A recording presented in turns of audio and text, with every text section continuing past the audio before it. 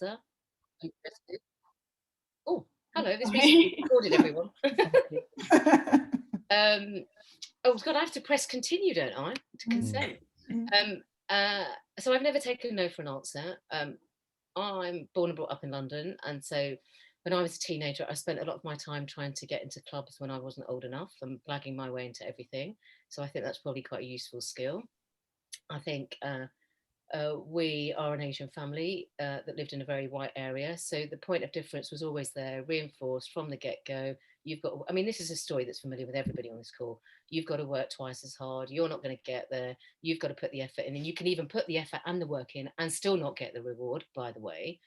So for me, it was about never really taking no for an answer and just trying to have around me people whose voices and opinions I trusted, because there's a lot of noise out there, isn't there? There's a lot of ephemera, and lots of people are constantly, depending if you're in positions of power, like being a channel controller or a commissioner, people are continually smoking, blowing smoke up your arse, sorry. And so you can actually believe all that hype, and it's just nonsense. And what you have to do is, I think, surround yourself with people who you trust, whose opinions you value, so that they can call out situations for what they are, or they can say, you know what, I've got your back, and this is what I think you should do. And I think my advice to everybody is just have a few people in your life, professional life, whose opinions you trust and can count on, that when it's either really difficult or even when you're in the amazing position of being offered two different jobs, which one should I take? Should I take this one or that one? I think it's really important to have that. And I think that helps you navigate your way through this peculiarly unprofessional business with some kind of strength, because you can get really sucked into all of the hype, and the hype is just a lot of noise. You've got to believe in what you can bring, the point of difference. How do you add value? Every conversation should be, how am I going to make this better, different, easier, more efficient, save money, whatever it is, but how are you adding value? And that's how I've always approached everything. What can I bring to the table that gives me a competitive advantage and means that I'm better placed to do this job than somebody else? And I've also just sort of decided that if it doesn't work out, it's fine. If I never work in television again, it's absolutely fine. And that's given me a huge amount of confidence, because it isn't the be all and end all. And sometimes, I mean, really early on in my career, I'd go into situations quite desperate because I had to pay the rent. I needed the job.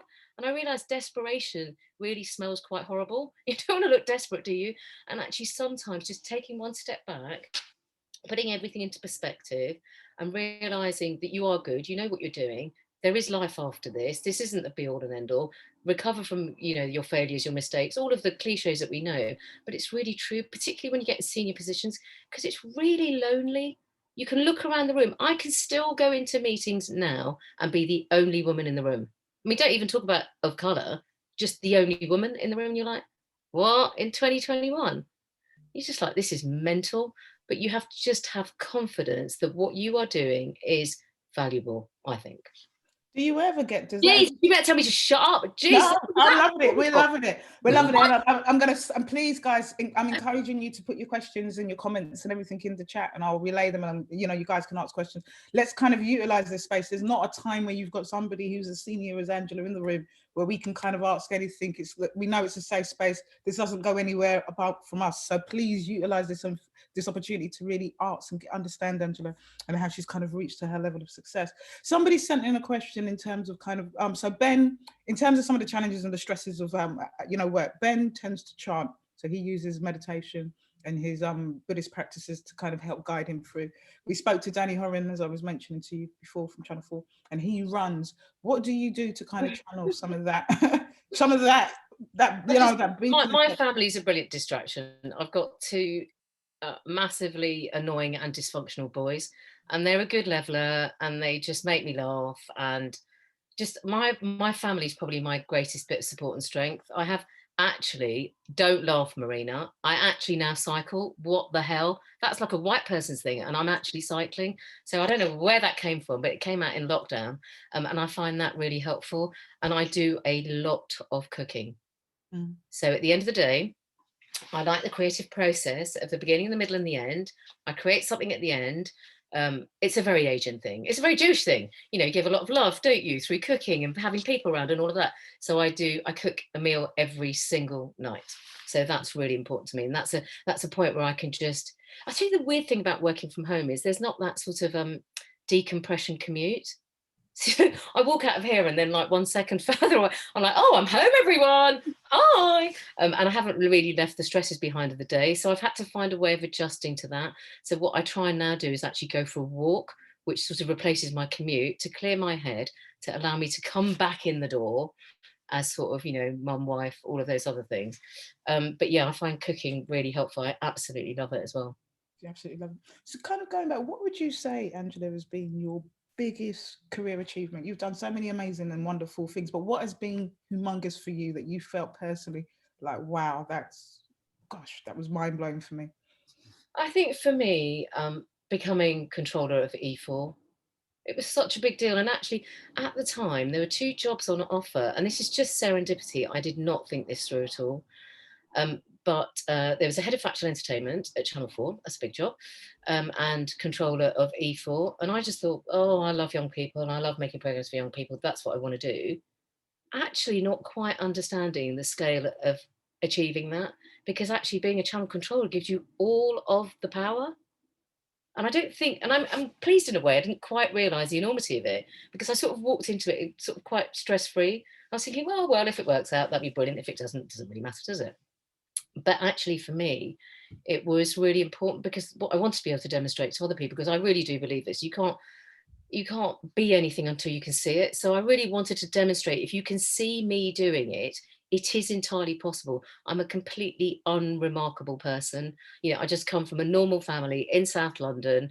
I'm completely unremarkable. So if I can do it, honestly, anybody can do it.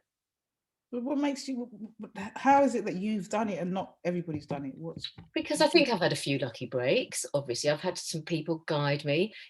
I think mentor is not a helpful word. I think what you need is a sponsor.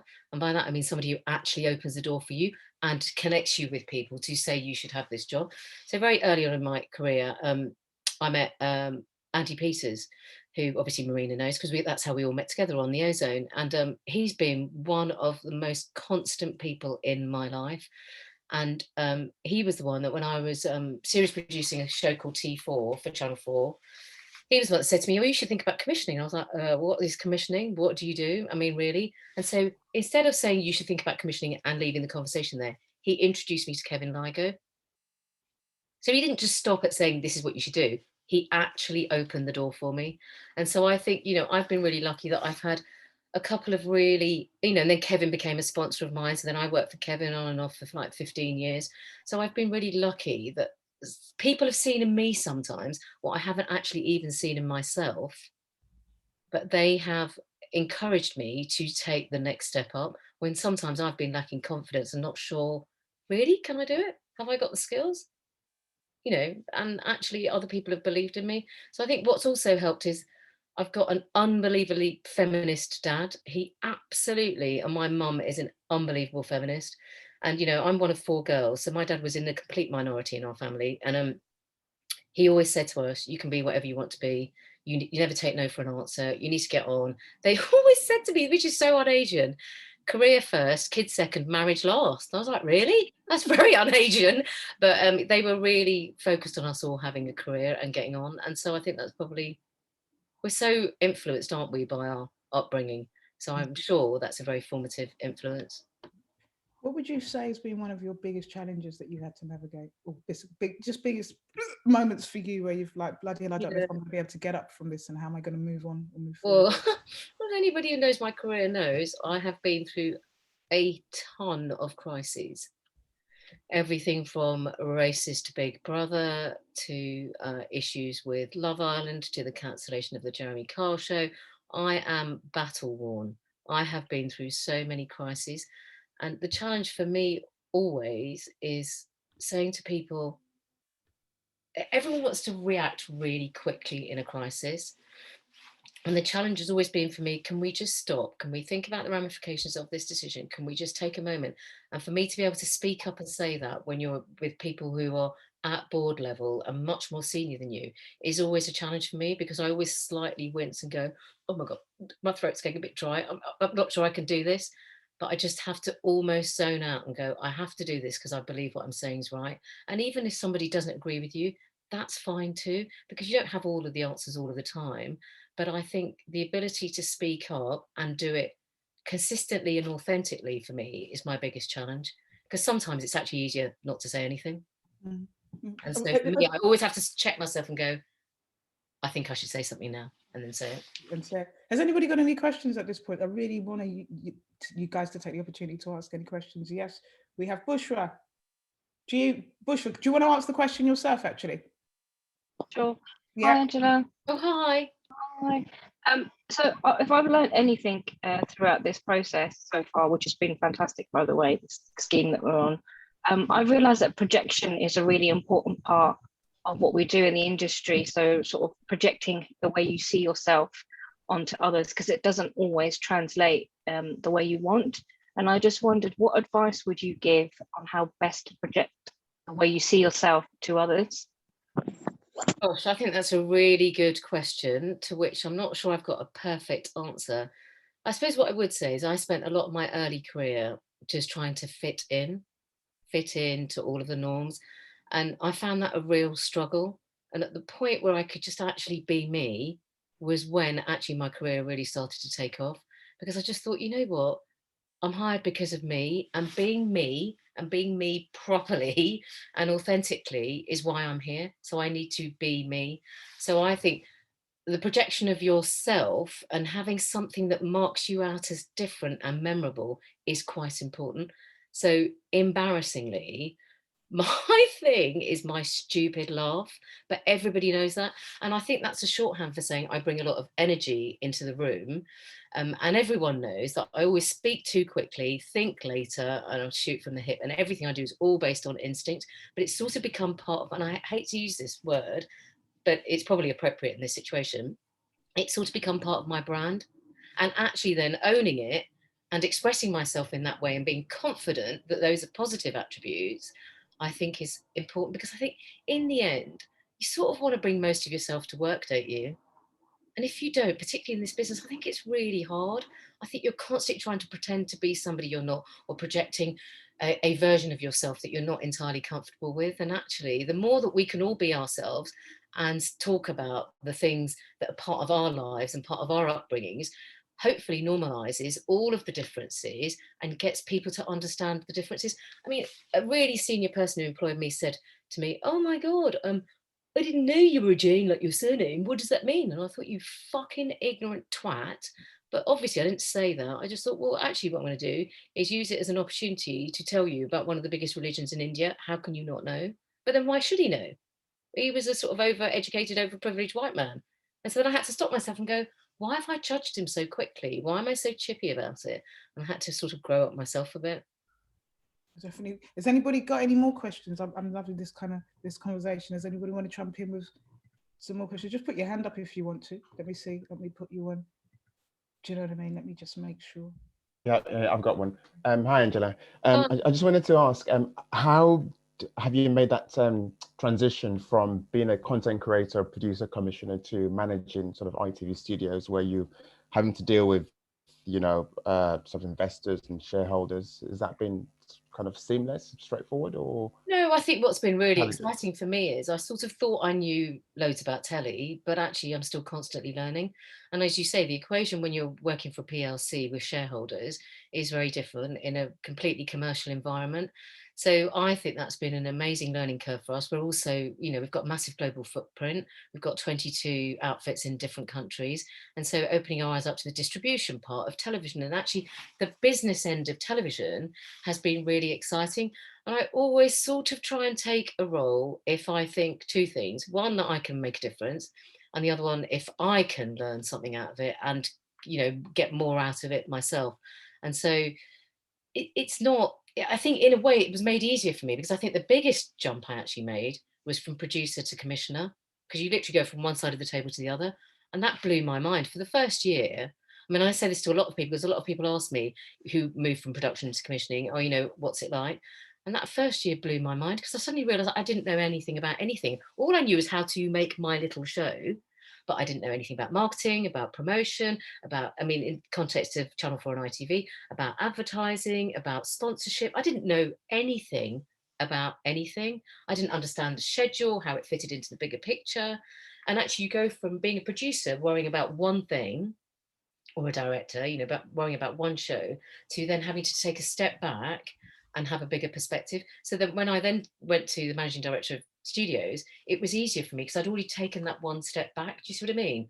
I'd already have an overview on everything I've been doing. And now my job is hopefully to corral all of the brilliant people that work for me to do their best work, get new business and hold on to what we've got. And so I think that's probably made it a bit easier for me. Brilliant, brilliant, brilliant. Did somebody, Steve, did I see, was you putting your hand up or did you just move and you're just move? Oh, sorry, I thought you were. No problem, no problem. So in terms of, so you've had this kind of amazing career. What kind of advice or tips? I mean, what I'm hearing a lot from what you're saying is this kind of authenticity in yourself, belief in yourself, but also a lot of detachment. Do you think that that's kind of been your secret sauce, this idea of not being so attached to everything that you do, this idea that if it doesn't work out, it'll be okay?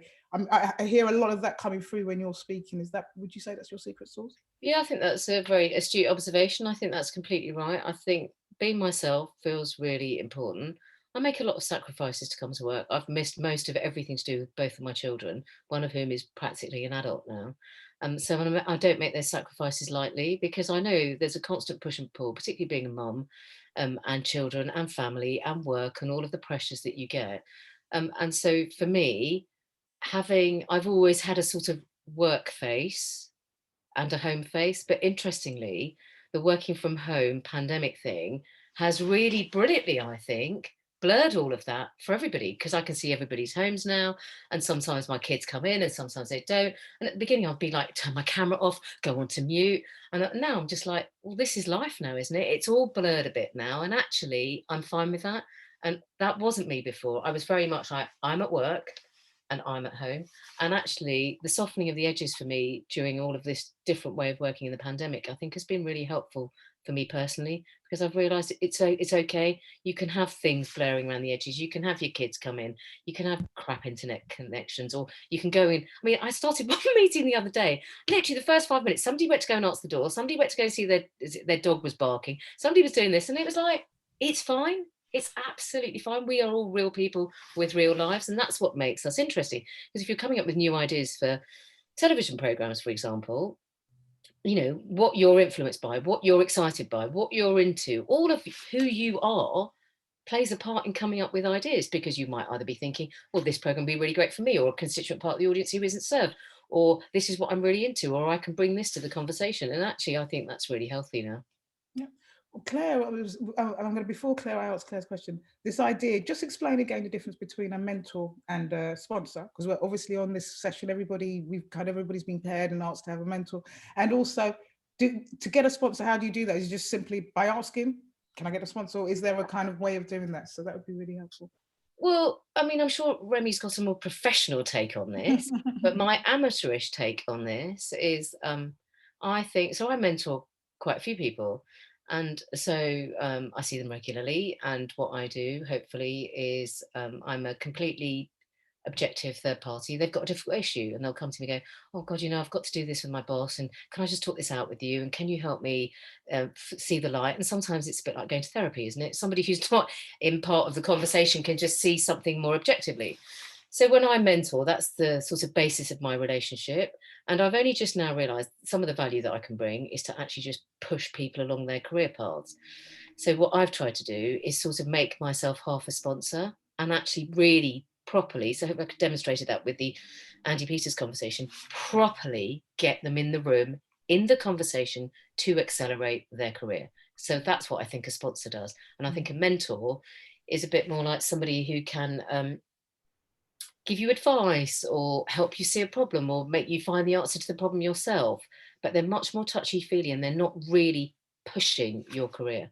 Now, I don't know if that's an amateurish description, Remy. Well, I think you could perhaps turn a mentor into a sponsor just by being brave enough to ask them to open doors. So I don't think anybody necessarily thinks they're a mentor when they are being a mentor.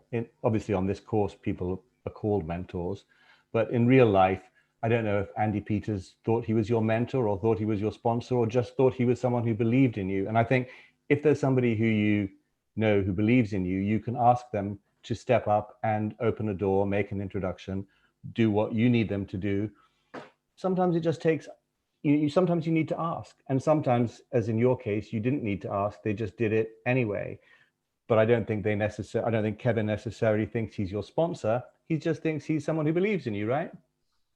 Yeah, he just wants someone to do the work. No, I'm only joking. I'm only joking. I'm only joking. Don't repeat that to anybody.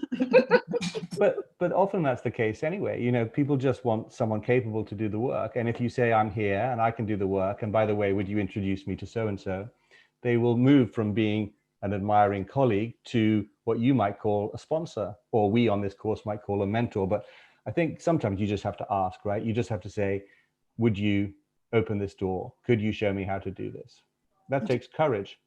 And Remy, just sorry, just not to divert, but just on that point, in terms of what advice, in terms of as people are starting to meet their mentors and forge that relationship, what would you say around that? Is that something that people should be considering? How do they approach that, just so they get the best out of that mentoring relationship? Is there any advice, just briefly, around Well, I think interesting, Angela's sort of modeling the kind of behavior that really works, which is to say, I'm here, this is what I can do, and I also don't know everything, and could you help me? So I think we've talked about this a little, but very often when we think that we're acting like somebody who is confident and capable, what we end up doing is pushing people away. Whereas very capable people like Angela actually show their need, and they say, well, what does that involve? How can I do that? Would you show me? And so I think being open and sharing of who you really are with your mentor, and also showing your need and your blind spots as much as you can, and what you'd like to learn and what you think they might be able to help you with is really important. Because, as in the case of Andy for Angela or Kevin, people like to help. People like to help bright, motivated people. But you have to ask them for it, and you have to show that you're needy, because if you act like you've got everything sewn up, then no one will open those doors or give you that help. That's a short answer. I think that's really valuable. And I think it is honestly amazing how many people, if you ask, really do want to help. And I think we all live in fear of either rejection, or it's a bit eggy and I don't want to ask, and what if they don't? And on the odd occasion that they might not, I think you'll be genuinely surprised how many more people will help you. I think that's such an important point, that people just kind of get so worried about what it looks like. I was speaking to somebody yesterday, actually, and we was to that point, and they were saying that they deliberately decide to kind of shrink themselves slightly because they don't want to make other people feel insecure. They don't want to ask for help, and they don't want to do this. And it's just maddening. It's like, well, why would you do that? And who are you serving in the shrinking of yourself? I was going to say, Angela, you've been in the industry for a little while. As a person of color, just a couple of years. Just a couple of years. A couple of years. You know what I mean? But just as a person of color, how has it transformed or changed? What changes have you seen? Do you think it's easier now, if you're entering, or you're just kind of making your career now? Was it easier back then? What changes have you seen? Well, I think the thing that everyone is struggling with, which is why I think what you're doing is so valuable, is that mid-career progression. That's the problem, I think. I think at entry level, not so bad actually. But what is happening, and actually it has a potential of having a double whammy, because it normally comes at a life stage for women, for example, who then start to have children. And so that combines with probably being a series producer maybe, and you're just trying to get to the next level, or a producer. So I think the career progression thing has not changed.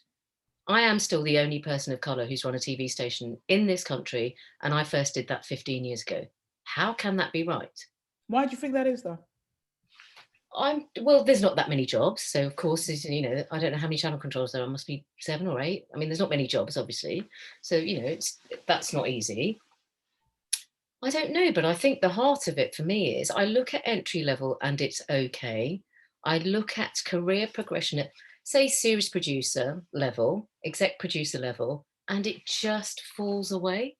And you look around in the room and you just don't see those people. And it's not obviously because the talent's not there, but there is something systemic that is preventing those people going to the next level. And what we have to do is pull these people through, because they're still brilliant. They're just almost invisible to the people making those decisions. And of course, we all know this. I mean, I probably shouldn't say this, but I'm going to say it. I'm as guilty as the next person of having a blind spot. So if I get 2 CVs and I see an overprivileged CV, I'm much more attracted to a CV that looks a bit more like mine. I went to South London Comprehensive School, blah, blah, blah. So I look at that and go, oh, well, I can see all the values and the merits in going to a normal school and being with people and having a wide point of view. And then I look at a sort of a private school educated person and I've got my own blind spot and I go, oh, God, well, they don't need my help. They're already really privileged, aren't they? Because, I mean, Jesus, if you can go to private school, surely. So I know I've got my own blind spots. But then the problem is if the people who are hiring are only hiring in their own image, then we're only going to get more of the same, aren't we?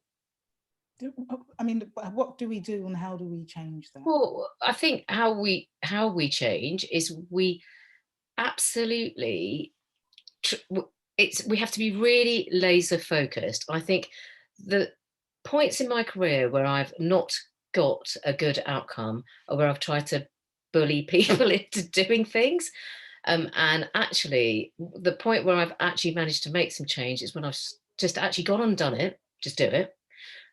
Or just won hearts and minds. So I think what we can do to change it is we have to be confident, and I'm saying this as a royal we, be confident in your own abilities, be able to express yourself, ask for help, express your desire to get on, because loads of people don't bother to do that. So, I mean, even within my own team, I'm like, oh my God, I didn't realize you wanted to do that. Why have you never told me you wanted to do that? It might be just a move from one show to another.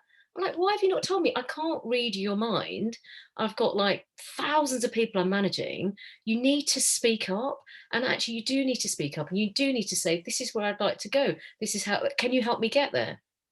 And honestly, I think it's a sign of strength. And it's easy for me to say that, but I honestly think it's a sign of strength. I would tend to agree. And as our leaders are kind of making their way and navigating their own paths, how can they kind of help those behind them kind of get through as well? What kind of support can they be offering? Yeah, well, I think, paying it forward is really important. So, for example, I mandate all of my senior team to go do talks in schools. So, and I say this obviously because I've got school-age children, but so many decisions are formed when you're very young. And I didn't even know what television was other than the box in the living room that made my parents feel safe because they were worried about the dirty outside world of London and they were really scared of it. I didn't know. I'd see the credits. What does the producer do? What does the director do? So I think paying it forward and helping people come up is really important. So I think literally speaking to kids and just even explaining to them what a production manager does, that's a job. Who knew that was a job? A production accountant. There's so many there's so many different things you could do in this business. So I think so I mandate all of my senior team to do that. I think that's really, really important because actually the truth of it is there is so much work out there at the moment. This is a business that is growing. It's not a shrinking business. It's not a business that, of course, we momentarily shrunk in the pandemic when we couldn't actually work. But now, as you all know, there are more jobs than there are actual good people to fill them. So we should be getting the word out. And I think in terms of paying forward, I honestly would encourage you, if you are being mentored yourself, your job, and I say this to people who mentor me, is I'm not going to take you on unless you mentor somebody yourself. That's what you have to do. That's part of my contract with you. That's really powerful to kind of. And I think it's really important because honestly, you can be so lost. I remember, I was so clueless about telly. It's utterly embarrassing. I didn't know what the credits, I didn't know what half the jobs were. I really had no comprehension of what the jobs were.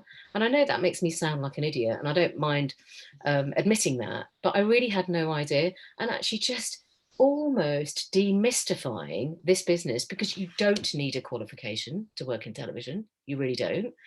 What you need is energy, ideas, enthusiasm, creativity, all of those things that are really underrated in a really exam-led school system, and then probably closes down for so many people a ton of opportunity that exists because they just don't understand what it is. Gosh, I think it's so important. It's something that I hope you guys as leaders will consider or think about how you can kind of pay it forward or what you can do to help the next generation. Is it that you mentor, some of the stuff that you're learning here or through your lived experience that you're able to pass on and share? Honestly, I think you will underestimate how powerful it is that you have got to the position where you have, and there'll be a runner or a researcher going, how the hell can I be Bushra? And they're literally like, please help me. You can change somebody's life. And even if you just change one person's life and open up the sense of opportunity to them, honestly, you'll get the biggest reward you've ever had. Honestly, I can tell you that, because every time I mentor somebody, I say I've got 100% success rate now. Every single person I've mentored has gone on to do better things. So you've got to just do this. And part of that contract is you've got to do it yourself to somebody else, because there's power in that. Absolutely. And I amen to that. And I hope that you guys take that on board. Before I answer the next question, has anybody got any questions that they want to jump in with? Please feel free. I've free. seen another familiar face. Hi, Yemo. Hiya, how are you? Yeah, good. How are you? Good, thank you. So I was on a coaching session, so I'm a bit late. Yeah. Has anybody got any questions that they want to jump in with? Maybe just one thing, just after what you've said, is that when you mentor people, you see how great it feels to help somebody else and how great you feel about yourself when somebody asks you for advice. And I think once you realize that, it makes it easier to ask people higher up to help you, because you're actually doing them a favor. Because when you uniquely appreciate somebody's experience, then they feel great, they feel privileged, they feel happy. So instead, I think we often feel like asking for help, support, guidance, opening doors is a burden, but actually it's a joy for the person. And when you help someone, you discover that firsthand. So it makes it easier for you in turn to ask the person who's that much higher up the ladder from you. Yeah, I completely agree. Yeah, totally. I totally agree as well. Now, you kind of talked about your brand, or kind of, you mentioned your brand. What would you say? We've done some sessions. We've spoken to there's a gentleman from Saatchi & Saatchi, was one of our first sessions, and we talked about personal brands. And we've had Rene talk to us, Rene Carroll, who's a leadership guy, and he talked about finding your spike. What is your brand, your spike, your thing that makes you uniquely you? I know that you talked about your laugh and your other bits, but I would just like to go into that a little bit. I mean, geez, that's so embarrassing, isn't it? On my gravestone, my laugh. I mean, really, Jesus, that's the sum of my professional achievements. But what are some? But I think it's, oh my God, I feel sick even talking about it, because I'm like talking about myself in the third person. It makes me want to vomit. I mean, look, I've said this a lot. Hopefully my brand is me. I just want to be me when I come to work. I want to be authentic, and that's important. So I don't think it's any more complicated than that for me. Yeah, just the idea of being able to. I just want to be me. And so me doesn't represent all Asian women, doesn't represent all people of colour, doesn't represent all women. It is me with my particular lived experience and my point of view, and all of my experience in my life and professionally add up to me. And therefore, given my experience, hopefully I am of value in conversations, because I can see solutions to problems. I can hopefully make things better. I know what my weaknesses are, and I completely acknowledge what my weaknesses are, because no one's a fucking genius. Absolutely. You know, the minute you think, oh my God, I've got all the answers, you've lost yourself in your own ego. Yeah, and I think that's really important. I'm going to kind of talk a little bit about opportunities. You were saying that there's so much opportunities about, and I know some people on this call, or definitely people that I know, may not feel that at the moment. Where are those opportunities? How do we start to find those opportunities? And then, you know, what's ITV Studios? What's happening with ITV Studios? Where are the opportunities, or what are the things that people should be thinking about? Well, I mean, what we know is that we had to stop production at the beginning of the pandemic, and everyone was sort of winding things down. What we know is that all of production has been kick-started. On top of that, we know that all the American studios are creaming off talent and paying them loads of money. And so actually there is a lot of work out there. I think the easiest thing you can do to take advantage of it is just identify people you want to work with. Because the other thing is, you sort of, as a rule of thumb, don't try and not work for ourselves, because at some point in your career you will have to. That's inevitable. But, you know, when you get to the point where you've got the opportunity to make decisions that are considered because you've got seniority and value, try and surround yourself with people who you admire, trust, respect, who will give you energy and won't, you know, who are your kind of people, or whatever it might be. And I think you've got to seize that opportunity. So what you've got to do, because we can't all be mothered through this process, for God's sake, because part of telly is having some initiative. So what you've got to do is identify where the opportunities are and try and make them happen. And actually, I think what a lot of people respond to is somebody who shows a level of initiative. They've done their homework, they've done a bit of research, they've identified a way that, look, if I came into your company and did this, I know this role doesn't exist, but actually, what could I do for you? And people go, oh, wow, I didn't see that. You've got an objective point of view, because you're sitting outside the company going, actually, what I could do for you is this. Can we have a conversation? And, you know, there's tons of rejection. It's worse than being an actor, I'm sure, because there's tons and tons of rejection. but rejection is part of the game, and you've got to be able to take that rejection and move on from it, because you will think, this is, oh my God, this is embarrassing, but Marina will understand this. I really wanted to be a shit hot director. I really did. I mean, I actually thought I was brilliant. And then when I started directing, I realized I really wasn't that brilliant at all. I was never going to be a name director, and I was never going to be able to get on and make my mark unless I was very, very good at what I did, and realized, much to my dismay, because what I really wanted to be as a director, was actually I'm a much better producer. And just even recognizing that in myself, and then knowing, therefore, I could be a really, really good producer as opposed to a very average director, made me realize, well, that's how I'm going to get on. Because there's no point being average, because you won't get noticed. So the idea of just being very honest. I mean, like I said, those themes about being really authentic and knowing yourself and being confident about yourself and being detached are coming through loud and strong. And sometimes we do these sessions and we have these conversations and people are like, well, how do you navigate the industry? But having to take the time to kind of spend and look at yourself in those areas are really, really, really important to kind of, just to kind of make through. Do you have moments of insecurity where you wonder, you know what? Because it must be really difficult. Like you said, people always want to stab you in your back and try to get so many people behind you wanting to get your job. And, it can be quite intense and challenging and lonely at the top. Do you have moments of insecurity where you wonder, oh my God, and, can I do this? And how, or what is the things that you say to yourself to get through? Yeah, definitely. It is very lonely. That's the most important, difficult thing. So it's, you can't go to your boss to say, oh, I'm struggling with this, that, the other. I've actually found that just being able to take myself away from a situation, do something completely different, and then come back to a situation just helps me deal with it, because it's not easy. It's not easy to get on. This is a very white dominated, male dominated business. We know that because you just have to look at all the boardrooms, who's in there. But if there is a moment for change, maybe this is it. Maybe people's attention's focused, and I'm hoping it's not temporary. I'm hoping it's not a knee-jerk reaction to obviously what happened last year. And I'm hoping that what this brings about is some lasting change. But in order to do that, I'm sorry, but each and every one of you on the call has got to be at least 25%, if not 50% better than your white counterpart. That's just the truth. Is it? Is that the truth, that you have to be better? Or I think so. I mean, I've worked in this business for nearly 30 years. I don't ever feel like I'm good enough unless I'm literally 25% better than the person who's sitting next to me who tends to be white. I mean, I don't know, that sounds very unpalatable, and there's a horrible tumbleweed moment that I just said all of that. I think it's true. And I think you can kid yourself saying, oh, I'm just as good as the next person. You won't get on. You need to be better than the next person, and significantly better than the next person.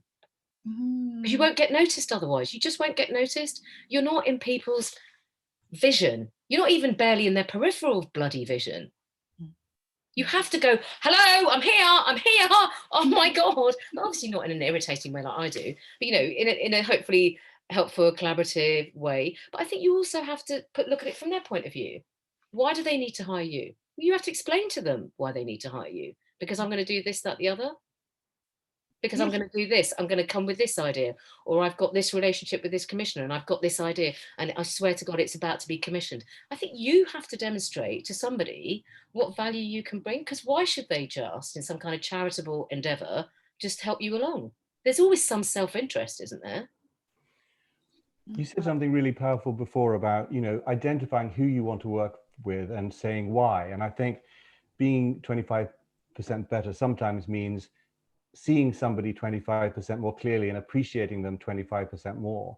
And, if you're making a choice between somebody who looks familiar, feels familiar, shares your background, who doesn't quite get you, doesn't quite get your achievements, and somebody who looks different, sounds different, but absolutely sees you and appreciates you and for things that you appreciate yourself for, that's the person you want. I think we all want people around us who see us and make us feel better about ourselves because they appreciate us. And what you said about choosing the companies that you want to work for and saying why I want to work for you, Angela, rather than here's my CV.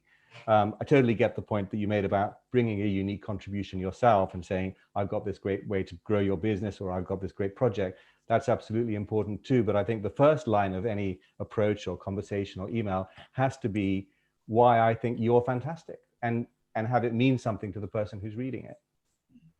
I agree. And go on, sorry. No, sorry, all I was going to say is because I think you spend so much time at work. The cultural values and the leadership qualities at the top, I think, become even more important the more senior you get, because you are giving so much of yourself that you need to feel there is a shared common goal, and that the values that the person at the top believes in are values that you by and large share. I think that's really important. And I think when you're senior, you have to make smart decisions about where you're going to go and work, because, you know, some people will sponsor you more wholeheartedly if they recognize in you an experience, exactly as Remy said. So you might then want to go to a company that looks a bit like you. Discuss, you know, but you have to make that informed decision for yourself. And also you need to do your homework, find out what they make, what they do, what they stand for, you know, who they represent, and see if that chimes with you and if that's where you want to be. Honestly, there's too much time wasted working with twats. Try and avoid it. No, I agree, but I want to go back to this because Dershi's just made a point about this idea that you have to be better. And to my experience when I was working, I don't know how people, but I've always been grown up with people saying that you have to be better and better and better, or your parents saying you have to be better. But when I was working at the BBC and I was doing what I would consider to be better, and people were working at half of my capacity, it shone me as somebody who was kind of quite difficult, a teacher's pet, and actually kind of stood me out as somebody that didn't really get on with the team because I'm constantly trying to be so much, and it really sat uncomfortable. And in that moment I learned actually what I needed to do was make my boss look good rather than kind of being better than everybody else. So I don't know, I suppose it sits uncomfortable with the idea that we have to be better, like maybe like you say, have to be noisier and make sure that we can't be complacent. But I don't know, it's just something I throw out. I think that's a good observation. And also it means different things to different people, being better, doesn't it? Of course it does. And that's where you have to then work out for yourself what that means. And like you say, God, the one thing we all know is that, you know, if you can make your boss look better or make your boss's life easier, guess what? They like you more. I mean, that's the truth though, isn't it? And by the way, we all feel the same. You're producing a show, right? You're putting the team together. You want shit hot researchers and APs because they'll make your life easier and they'll make the show better. We're all doing the same thing in different ways. And so I think it's important that you are able to do it in a way that feels good for you and that enables you to get on. And that is going to be different for different people. Jasmine made a comment about you guys going to White City. You're taking up BBC. Oh, I know, we're going to White City. I mean, talk about my life going full circle. That's where I started. Now I'm going back to White City. Yeah. Over the next year or so, yeah, we're all going to be. I mean, it's kind of funny, isn't it? ITV giving BBC money, but anyway, I'm the only one who seems to be laughing about that. But I thought it was quite funny. Yeah. No, and also, you know, there's a studio there, obviously, and daytime are there, etc. So just everybody going over. We've probably got about 5 minutes as we round up. Has anybody got any questions that they want to ask or throw in at this point? Do you know what I mean? Please feel free to jump in. Can I ask a question? Please do. How, I mean, don't all speak at once, but how are you finding working in the business? Good question. Very open-ended question. Good question. If nobody answers, can I call people out? Yeah, come on, they're all senior people. They've got to be able to speak up. I know. I'll speak, Angela. Thank you. Oh, thank you, Yemo. I think it was interesting what you were saying. A lot of your points, what you're making, were interesting. I said I was just on my leadership coaching session before I joined you, and we mentioned the thing about working with other people. It's one of the things that I've learned from you, especially. It's one of the things you get to hire the best people, and it will make your time on your production a lot easier. And I've taken that with every show that I've been to, a lot of them working with you, but get that importance of hiring the right people. And it's just not necessarily the best, obviously one of the best, but people that you work with, the like-minded with. And I think that's how we came across the success of Love Island. I think there was lots of like-minded people all sharing that vision, working together, and, you know, created a big hit. So I think that's a really powerful thing that everyone should take forward with them. Yeah, I think, you know, you're in the trenches making difficult decisions day in, day out, particularly on a show like that. You need to know that the people you're making those decisions with of sort of, it's so cheesy, but sort of got your back. You need to know that, and you need to know that you almost share the same moral compass, because that's quite important as well. Like for me, fairness, I mean, Yemo can testify to this, I'm absolutely incensed when something is unfair, and everyone in the team knows it, because I literally can't bear it. But that's just my moral compass. It's really hot on fairness, but that's not the same for everybody. But it's just about identifying all of that in the place that you work, because these are high pressurized, high stress environments, and you sort of want to do it. You want to be in the trenches with people you like, I think. That's is one of the things that we're doing this best places to work. And when we had a conversation yesterday around the clear clinic, one of the things that kind of came up high on everybody's list was just working with nice people, which is really interesting. You would have thought all these other things would come, but just working with nice people and people that you can get on with, particularly that the industry has the kind of bullying culture that it has. So wanting to yeah, and that's obviously a very hot topic as well, isn't it? And in a way, I hope that all feels like a different generation to hopefully the one that we are and the one that's behind us, because no one's going to tolerate that shit anymore. I mean, I tolerated a lot of that shit when I was growing up in telly. Oh my God. I mean, and there isn't a woman who won't tell you about some hideous sexual inappropriateness, completely normalized, as if you shout, if you speak up, then you're going to damage your chances of getting on. I mean, hideous, but I'm hoping that's a thing of the past. We will all learn from it, and that we are not creating cultures where that is acceptable. To agree. I'm really intrigued with the question that you asked, and like to throw that out to anybody else. How's it been? Vinny, yeah, please. Hey, Angela. Hi. How are you? Oh, hi, Vinny. Oh, look at that familiar face. Hi. So I've got no makeup on. I'm looking, just looking a little bit pale, paler than normal. I think from my perspective, I think diversity and inclusion is firmly on the agenda. Well, it needed to be after what happened last year. And I think that a lot of broadcasters are making the right noises. But to your point earlier on, I'm seeing movement when it comes to entry-level talent, researchers. But I think for me, it just feels as if the same cliques at the top exist, the same EPs, the same series producers. And I think that is what needs to change in order for, for all of us, to progress. The other thing I wanted to just add, sorry, is... Sorry, Vinny, can I just say one quick thing though? What I would say as well, though, is that you have to lead by example. So when you are assembling your own teams, don't constantly blame the people above you. And I'm not saying you are, by the way, but I hear that refrain a bit, which is, I can't get a break because the person above me. Well, you need to start shaping the teams that you believe in order to lead by example, so that you can do that for the next person. Because of course, all of us have got our own self-interest about getting on in our careers, but there is so much to be gained by helping other people. I can't tell you, it's been fundamentally the most rewarding thing I've been doing, is being able to help other people get on in their careers, because honestly, you get so much joy out of it. You really do. Sorry, Vinny, to interrupt. Oh, no, I was just going to you talked about being your authentic self, and I really believe that. I just wondered, I don't know if anybody else feels this, I don't know, there's a fine line, I think, when you are a person of colour, being authentic and being accepted, so sometimes, I might be labelled as a bit pushy, a bit vocal, and you just think, God, I don't want people to think, I'm very passionate about what I do, but I don't want people to think, oh God, not her again, she's on her soapbox, or she's a bit of a troublemaker. So I just kind of sometimes, I don't say things even if I feel them, because I'm just thinking about how I'm being perceived. Do you know what I mean? I don't want to be labelled as a troublemaker, or she's a bit mouthy, isn't she? So I just wondered what your thoughts were on that. I think you're right. There's a fine line, and you need emotional intelligence in a room to, and I talked about that a bit earlier. Even I sometimes struggle to speak up and have to work out, do I want to speak up? Do I want to embarrass myself in front of 13 board members? Do I need to speak now? Do I want to be marked out as the person who's always banging on about that? What I would say is you have to do what feels comfortable for you. And I totally get, because I also talked about, I spent so much of my career trying to fit in, whatever that means, fit into whatever the cultural norm was. I just think you have to do, when you are a senior person, which you all are, you have to lead by example.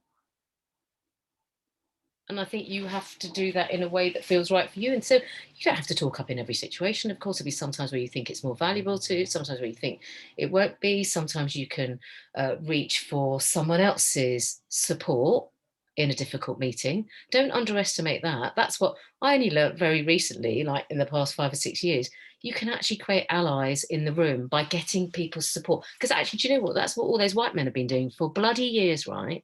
They've all been hanging out with each other on their boats in God knows where, or just hang out and supporting each other so that when it comes to a difficult conversation in the room, they've got each other's backs. You've got to do a bit of the same. You can seek out other people in your senior team who you can, create an allyship with that can really help move a conversation on. Don't sort of underestimate the power of allyship as well, because that's really important. And for all of you, hopefully, as a group, you can create your own support network for each other, because that will be the power, won't it? You're creating a peer-to-peer network here, which will help each other. And also, can I just add to that, that I really like that idea when you were talking earlier on about owning yourself, owning the things that are a bit of quirk about you and just kind of making that become part of your brand.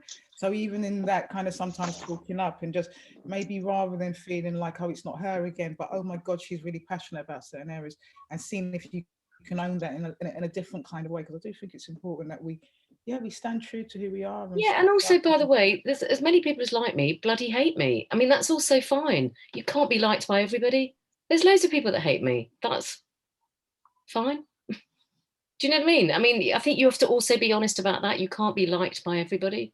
You just can't. The world doesn't work like that. I totally agree. I mean, you've been amazing. I hope people have found that really interesting and inspiring, and just kind of realize that everything that you guys may be feeling or thinking, we're all, everybody's feeling the same way.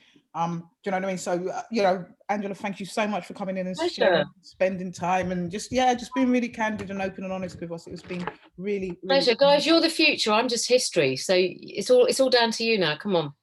Let's do this, man. Let's do it. Yeah, you got to do it. Come on, you got to do it. It's all. You got it. You got it. You're all over it. I just had one quick comment. I'm not sure if you can see my hand.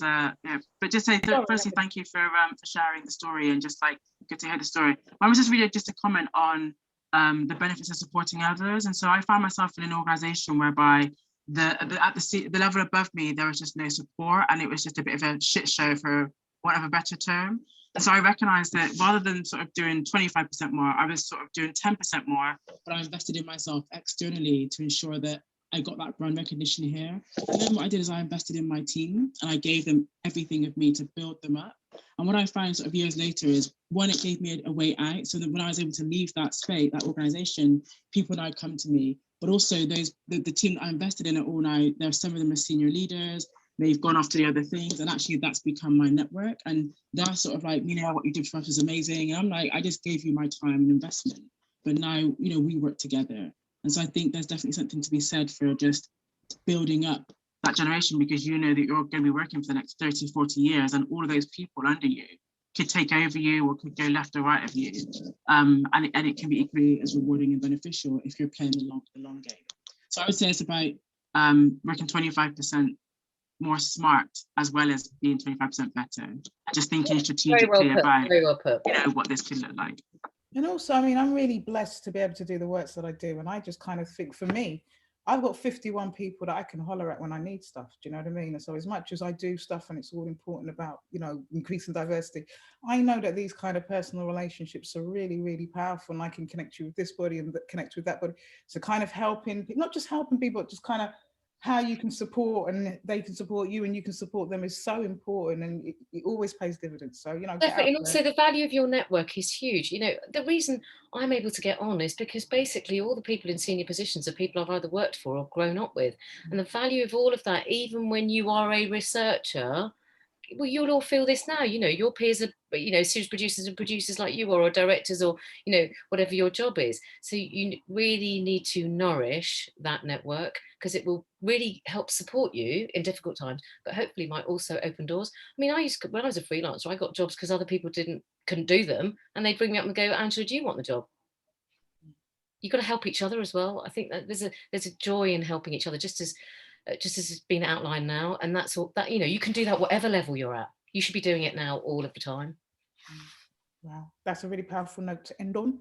Lots and lots of love. I think our next session is it Anne Mensah? We've got is it Anne Mensah, our next industry talker? Oh no, she's going to be way better than me. That's so embarrassing. No, we're bringing out all the best. I mean, like, oh, that's so embarrassing. No, not at all. I mean, like, you guys are like the top of the You're industry. great Like, for listening. it's just it's such a She's incredible. opportunity to be able to share and just listen to your insights is so enriching and so powerful. Do you know what I mean? I know that we've got another session with Karen Blackett as well next month. Gosh, she's incredible as well. I'm telling you, we only get the most incredible ones. We got the most incredible ones coming as well. So I'm looking forward to seeing you guys all very, very soon. Please, please, please, please, please. Just a note from me. You know that I'm doing this best places to work survey, yeah? And if it's only me and my mum that's filled it out, it's just going to be really embarrassing for me. So I beg, please share it through your networks and ask them to share. I know it was funny. I had a conversation with somebody yesterday and they were talking about how nervous they were about sharing it and how scared they were about being associated. And I didn't never consider that if you are one of the only people of color working in an organization, you feel that we may be identified in some kind of way. Absolutely not. And we'll do everything to ensure we are going to create a list that talks about the best places that we should work if you're Black and Asian, and I need you guys to help me do that. So please share it among your networks, get people to share it. Deadline's on Wednesday, June the 30th. So just make sure you share. But above all, have a fantastic week, month, or whenever we see each other again. I'm going to start asking if I can have one-to-ones with you guys because I'd love to hear. Can I go? Do you mind? You can go. Sorry, Angela. I feel like I'm overhearing things that aren't. Yeah, nothing to do with you. Sorry, I'm just having a moment. Well done, everyone, for getting this far and help each other out. Make sure you do. Thank you, Angela. Take care. See you later. Thank you. Bye. Yeah, but please, yeah.